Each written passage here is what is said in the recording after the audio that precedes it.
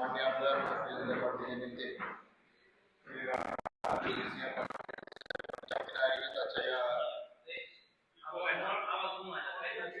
पत्रकार संवाद या कार्यक्रमासाठी उपस्थित असलेल्या सर्व पत्रकारांचं मी भारतीय जनता पार्टीच्या वतीने स्वागत करतो आणि माननीय आमदार राणा जगजितसिंह पाटील साहेबांना विनंती करतो की आपण सर्व पत्रकार बांधवांसोबत संवाद करा. धन्यवाद.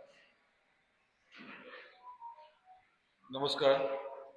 आज या पत्रकार परिषदेच्या माध्यमातून आपल्या धाराशिव शहराच्या या नगर परिषदेच्या निवडणुकीत भारतीय जनता पार्टीचा जो वचननामा आहे त्याचं विमोचन आपण करणार आहोत आणि आपल्याला सांगितल्याप्रमाणे भारतीय जनता पार्टीचे कार्यकर्ते हे शहरातील प्रत्येक घरामध्ये आवर्जून जाऊन तिथे चर्चा करून लोकांच्या अडीअडचणी समजून घेण्यामध्ये बऱ्यापैकी यश संपादन झालेलं आहे आणि अडचणी समजून घेत असताना येणाऱ्या काळात धाराशिवमध्ये आपल्याला काय करून हवंय हे देखील आपण समजून घेतलंय.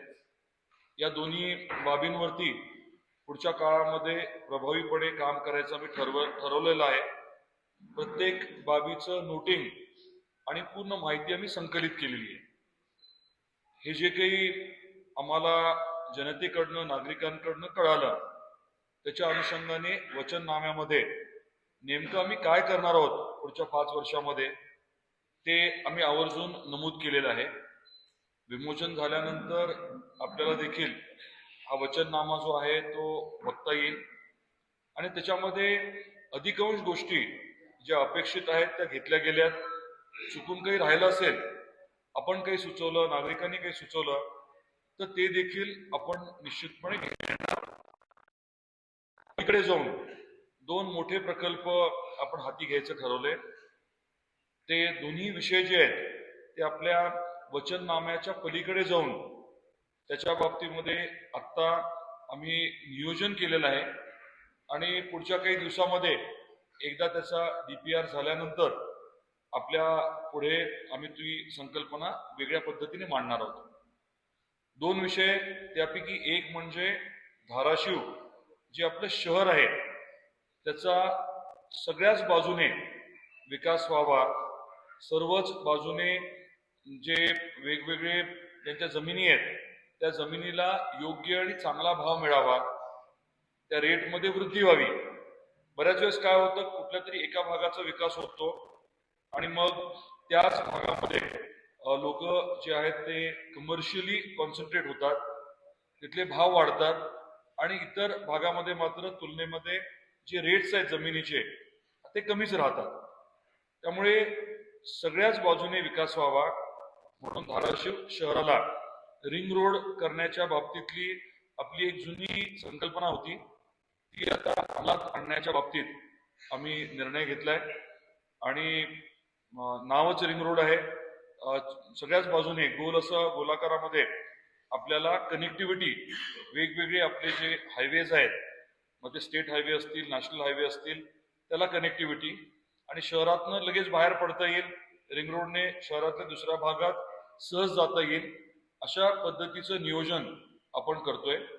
रस्त्याची कामं तर हाती घेतोयच आपण.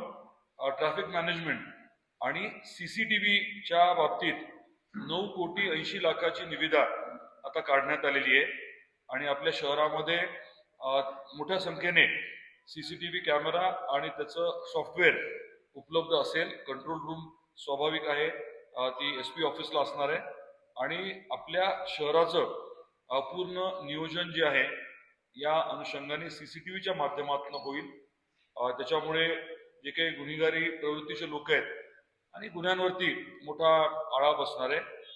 माता भगिनींच्या बाबतीत त्यांच्या सुरक्षतेच्या बाबतीत किंवा छेडछाड जी काही होत असते त्या बाबतीत देखील कडक पावलं उचलण्यासाठी या CCTVचा उपयोग होणार आहे. दुसरा मुद्दा जो मला आवर्जून सांगायचा आहे तो म्हणजे आपली जी धावपट्टी आहे, हवाई धावपट्टी, ती 3.5 किलोमीटरची करायचं ठरलेलं आहे आणि तिथे येणाऱ्या काळामध्ये विमान मोठी विमानं पार्क करणं आणि त्याचं MRO म्हणजे मेंटेनन्स, रिपेअर आणि ओव्हरऑलिंग हे MROचे ऑपरेशन्स तिथे करायचे. गरजेनुसार हेलिकॉप्टरच्या बाबतीत देखील तिथे हेलिकॉप्टर पार्किंग आणि त्याचं रिपेअर करायचं. याच्या मागचं खरं कारण हे आहे की साधारण 1000 नवीन विमानं खरेदी करण्याचं भारत देशामध्ये ऑर्डर्स देण्यात आल्यात. 1000 विमानं जेव्हा येतील, स्वाभाविकच आहे की मोठ्या प्रमाणात विमानं आपल्या महाराष्ट्रात असणार आहेत. त्याची पार्किंगची सोय, त्याच्या रिपेअरची सोय याच्या अनुषंगाने आपण हे नियोजन करतोय. या बाबतीमध्ये संबंधित अधिकारी आणि स्वाभाविकपणे मुख्यमंत्री महोदयांबरोबर चर्चा झालेली आहे आणि येणाऱ्या काळामध्ये हे देखील आपल्या जिल्ह्याच्या वैभवामध्ये वाढ करणारं ठरेल आणि उद्योग आणून रोजगार निर्मितीवरती याचा मोठा परिणाम राहणार आहे. तर हे 3 मुद्दे मी 2 म्हटलं, पण CCTVचा त्यात मी ऍड केला. हे 3 मुद्दे आपल्या समोर मी मांडलेले आहेत. विमोचन आता आपण करायला हरकत नाही मला वाटतं. आपल्या वचननामा आणून घ्यायला लावून.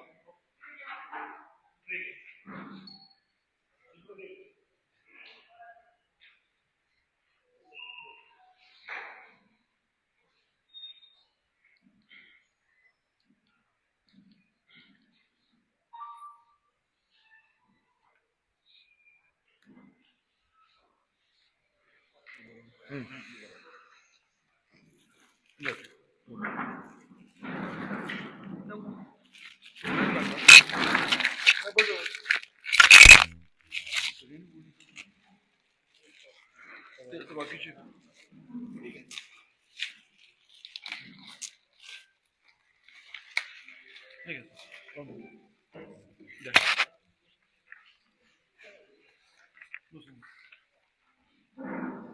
काय सगळे दिसतात.